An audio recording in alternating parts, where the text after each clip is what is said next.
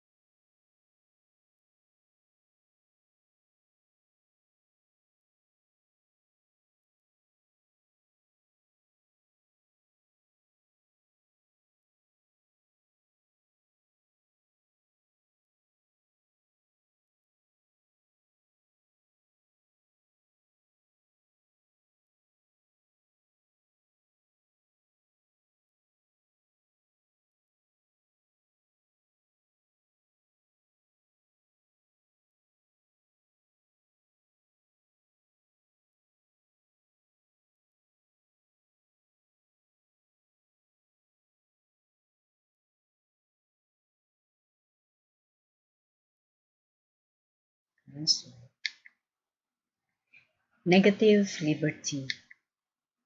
Isiah Berlin famously advocated a negative conception of liberty. He is popularly known for his essay, Two Concepts of Liberty, delivered in 1958 as his inaugural lecture as Chichel Professor of Social and Political Theory at Oxford. The two concepts are negative freedom, or freedom from interference, which Berlin derived from the British tradition, and positive freedom, or freedom as self-mastery, which asks not what we are free from, but what we are free to do. Berlin points out that these two different conceptions of liberty can clash with each other. For Berlin and those who follow him, then the heart of liberty is the absence of coercion by others.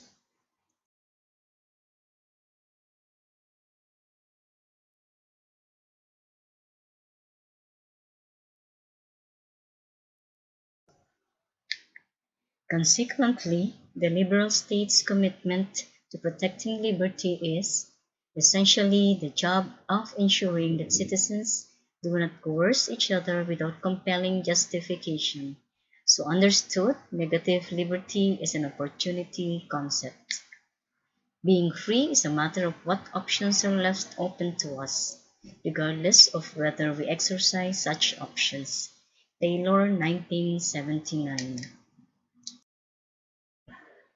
Positive liberty. Many liberals have been attracted to more positive conceptions of liberty. Rousseau seemed to advocate a positive conception of liberty, according to which one was free when one acted according to one's true will. 1973. The positive conception was best developed by the British neo-Hegelians of the late 19th and early 20th centuries, such as Thomas Hill Green and Bernard Bosanquet. Green claimed that a person can be unfree if he is subject to an impulse or craving that cannot be controlled. Such a person, Green argued, is in the condition of a bondsman who is carrying out the will of another, not his own. Just as a slave is not doing what he really wants to do, one who is, say, an alcoholic is being led by a craving to look for satisfaction where it cannot ultimately be.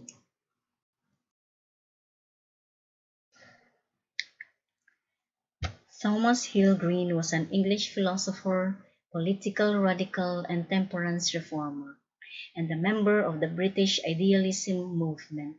Like all the British idealists, he was one of the thinkers behind the philosophy of social liberalism. For Green, a person is free only if she is self-directed or autonomous. Running throughout liberal political theory is an ideal of a free person as one whose actions are in some sense her own.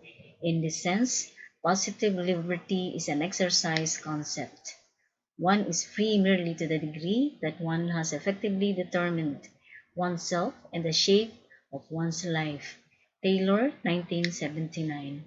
Such a person is not subject to compulsions, critically reflects on her ideals, and so does not unreflectively follow custom, and does not ignore her long-term interests for short-term pleasures.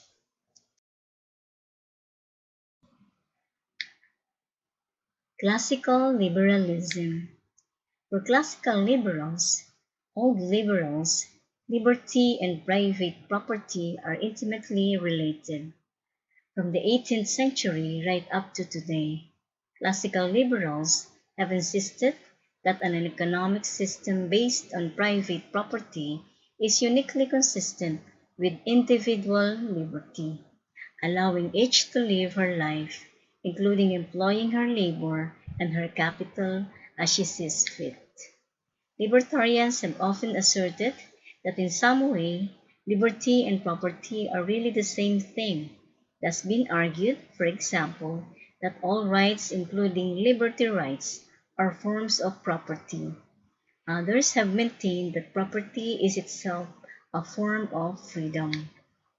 Unless people are free to make contracts and sell their labor, save and invest their incomes as they see fit, and free to launch enterprises as they raise the capital, they are not really free. Robbins, 1960.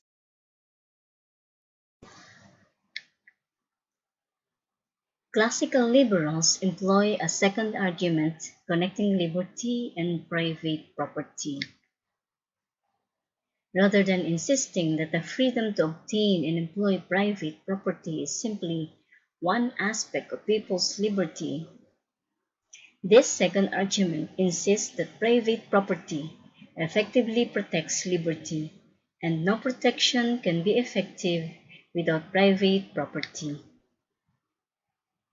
As F. A. Hayek argues, there can be no freedom of press if the instruments of printing are under government control, no freedom of assembly if the needed rooms are so controlled, no freedom of movement if the means of transport are a government monopoly. 1978.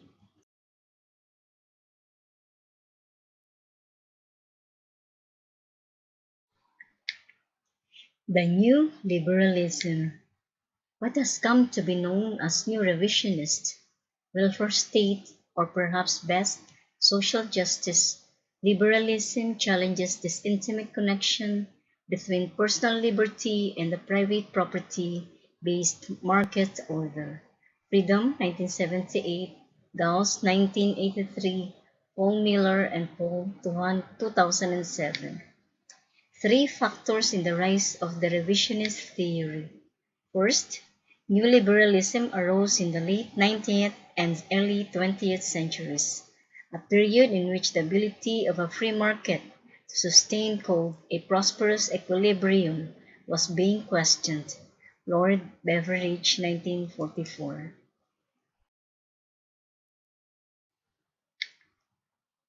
Second, just as the new liberals were losing faith in the market, their faith in government as a means of supervising economic life was increasing.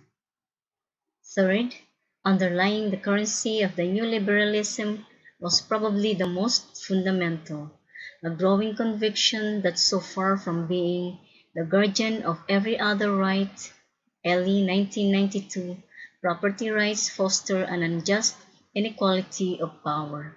They entrench a merely formal equality that in actual practice systematically fails to secure the kind of equal positive liberty that matters on the ground for the working class.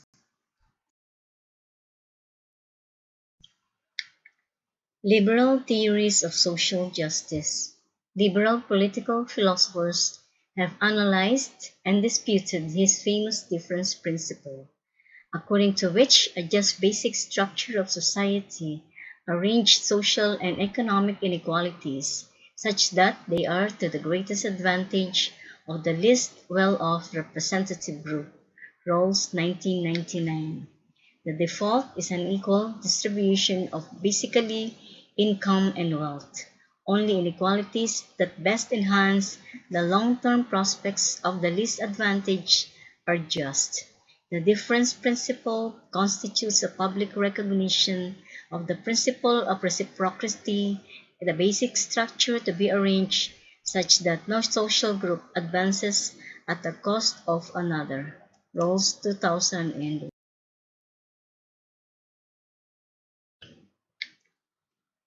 Political liberalism.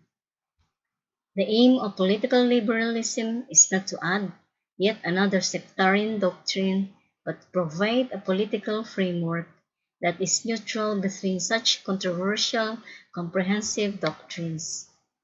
If it is to serve as the basis for public reasoning in our diverse Western societies, liberalism must be restricted to a core set of political principles that are, or can be, the subject of consensus among all reasonable citizens.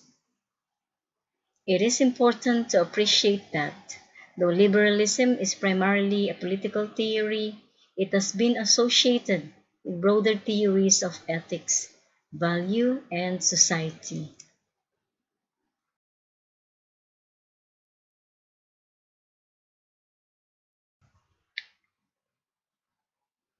Thank you.